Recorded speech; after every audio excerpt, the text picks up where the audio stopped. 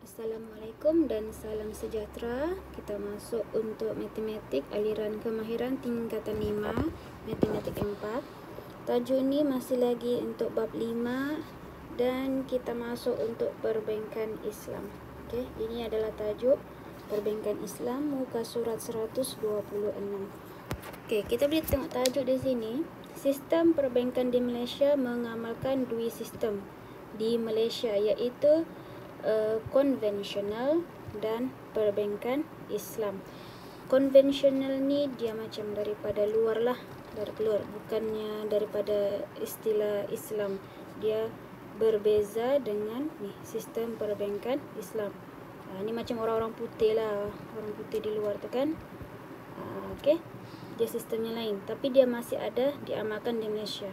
Untuk orang Islam, kita wajib ambil sistem perbankan Islam sebab dia punya ciri-ciri ni patuh syariah. Nama pun orang Islam kan. Tetapi kalau orang bukan Islam, bolehlah ambil ni konvensional. Perbankan Islam pun dia boleh ambil. Tetapi kalau orang Islam, kita wajib ambil perbankan Islam. Sebab apa? Kita ada hukum-hukum lah. Okey. Kita mau elakkan apa?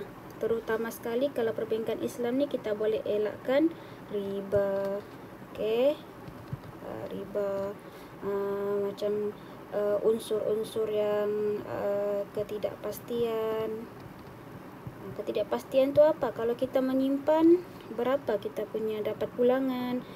Duit tu kita dapat tu daripada sumber macam mana, sistem digunakan. Jadi kalau kita tidak pasti, itu yang kita risau. Jadi kalau perbankan Islam ni jangan risau sebab dia memang patuh syariah. Okey, ciri-ciri perbankan Islam di Malaysia ni ada di sinilah, ni antaranya. Antara ciri-cirinya lah. Risiko diuruskan mengikut perjanjian. Yang kedua, prinsip keadilan, halal dan keuntungan tanpa riba. Ini yang cikgu maksudkan. Kalau perbankan konvensional pun memang ada untung, tetapi untungnya ni kita tidak pasti macam mana diorang kira. Sama ada adilkah atau tidak. Kalau adil, okeylah. Tetapi kalau tidak adil dan membebankan orang lain, itu masalah. Jadi kita kena ikut ciri-ciri perbankan Islam, iaitu keadilan, halal dan keuntungan tanpa riba. Okey. Bank Islam pun ada untung, cuma dia ada kiraannya tu. Kiraannya tu patuh syariah lah. Tidak membebankan, begitu. Tidak membebankan mana-mana pihak, win-win situation. Yang ketiga, berdasarkan hukum Islam. Sebab kita ni ada akad kan, dalam jual beli, kita simpanan tu mestilah kita tahu berapa untung, berapa digunakan oleh bank. Okey. Dan yang keempat, tidak menentukan kadar pulangan pada peringkat awal penyimpanan. Contohnya, kita simpan di bank ASB ataupun bank Islam lah. Senang cerita. Okey, contohnya kita simpan di bank Islam. Bank Islam. Kita simpan di situ RM5,000. Okey.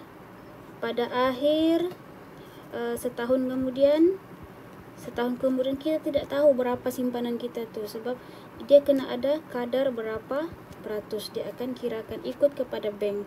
Okey, dia tidak akan bagi pulangan yang membebankan kepada bank ataupun terlampau-lampau tinggi untungnya kepada orang Islam, sebab dia kena ikut berdasarkan hukum. Okey, dan berdasarkan prinsip keadilan. Yang ini pula terakhir, kadar pulangan diketahui semasa tempoh matang. Okey, sudah selesai 1 tahun, baru kita tahu berapa kita punya dapat simpanan tu. Mungkin ada berapa peratus kita terima daripada bank. Okey, kita tengok sini contoh. Sebelum tu kita tengok sini maksud riba. Riba ialah bunga berganda yang membebankan. Okey, perbuatan riba diharamkan oleh orang Islam. Macam mana kita tahu ada riba? Contohnya kita buat pinjaman bank RM8,000. tiba-tiba ada riba 15%, tinggi ribanya. Jadi dia akan bebankan siapa? Bebankan kita lah, sebab tinggi betul dia punya. Kita kena bayar balik. Okey, bayar balik. Dia main letak je, tidak ada ikut hukum Islam atau apa. Sebab itu riba kita tidak boleh ikutlah, haram. Contohnya kamu pinjam, kamu bagi pinjam kawan kamu 8.000 dan kamu suruh dia bayar balik 10.000. Okey, 2.000 tu datang dari mana? Itu riba lah. Suka-suka hati je kamu letak tambah-tambah 2.000 tanpa inilah, tanpa ada akad dengan kawan kamu. Bagi pinjam 8.000, minta balik 10.000. Okey, kenalah adil pengiraan tu macam mana dan juga persetujuan dua pihak. Okey, seterusnya kita tengok contoh sini. Contoh, Puan Rozita menyimpan 12.000 di dalam akaun simpanan bank yang mengamalkan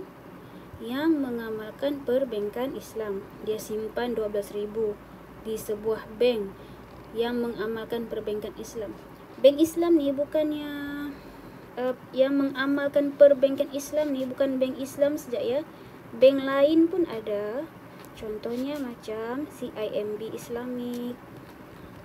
Tapi kena tengoklah, kita yang kena mohon dengan bank tersebut.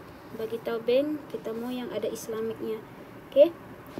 Maybank pun ada juga, Maybank. Tetapi Maybank ni dia ada konvensional, ada yang patuh syariah. Jadi kita kena tahulah akaun kita tu akaun yang mana satu. Kita kena tanya bank.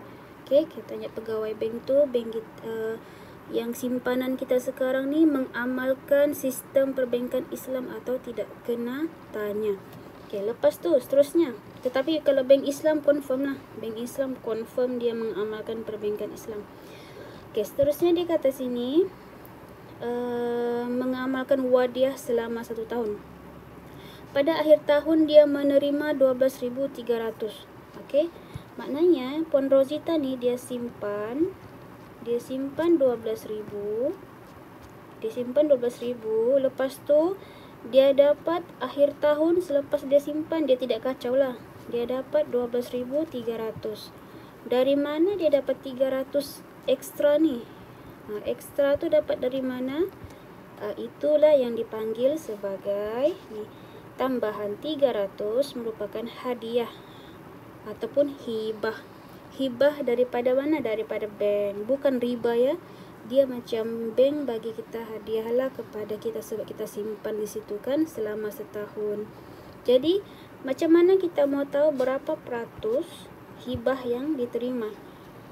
Macam mana kiraannya? Kita ambil lah 300 ni yang kita tolak lah kan, bakinya tu 300 di situ. Okey, 300 daripada 12.000 adalah simpanan Puan Rozita yang asal. Darab dengan 100. Sebab kenapa darab 100? Kita mau cari dalam bentuk peratus. Sebab tu kita darab dengan 100. Okey. Jadi kita buat per 300 daripada 12.000 dapatlah 2.5%. Jadi kita boleh simpulkan kadar 2.5% adalah sebagai rujukan penyimpanan masa hadapan. Maknanya mungkin tahun depan tu, tahun seterusnya lagi dia simpan lagi, mungkin naik lagi lah, naik 2.5% lagi, dia akan dapat lagi 2.5%. Tetapi ini tertakluk kepada pihak bank lah. Dia punya berapa dia bagi hibah kepada penyimpan. Okey. Kita tengok sini soalan nombor 4. Encik Lokman, Encik Lokman menyimpan 10.000 dia simpan.